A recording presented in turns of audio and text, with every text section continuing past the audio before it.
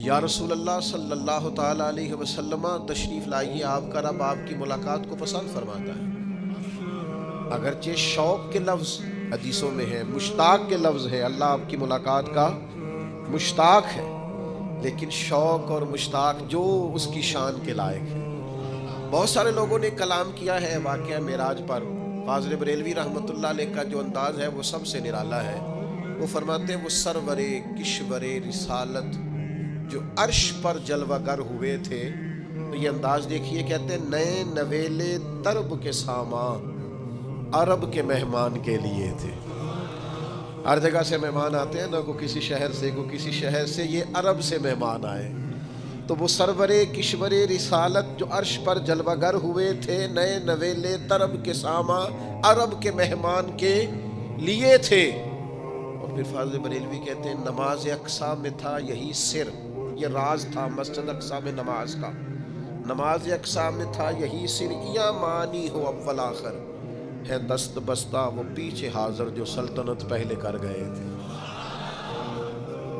پھر اعلیٰ حضرت فرماتے ہیں لوگ عجیب بات کرتے ہیں کہ نبی کریم علیہ السلام اس طرف سے تشریف لائے اور اس طرف گئے، سمتوں میں، حدوں میں، قیود میں نبی کریم علیہ السلام کی ذات اور صفات کو بند کرتے ہیں۔ فرماتے ہیں کمان امکان کے جھوٹے نقطوں، تم اول اور آخر کے پھیر میں ہو۔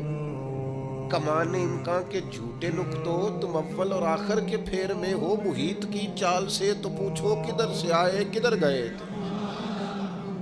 اور پھر یہ پورا کلام ہے، لیکن فاضل بریلوی کی ایک مصرے کے اندر اس کو جس طرح سمیٹا ہے، اس میں شریعت کی ساری حدود بھی قائم رہیں، حقیقت، معرفت اور عشق کے سارے جلوے بھی نظر آئے۔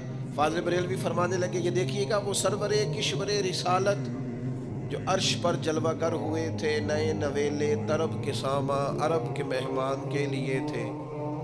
اور پتہ ایک جملہ کیا کہا، کہنے لگے اسی کے جلوے، اسی سے ملنے، اسی سے اسی کی طرف گئے تھے۔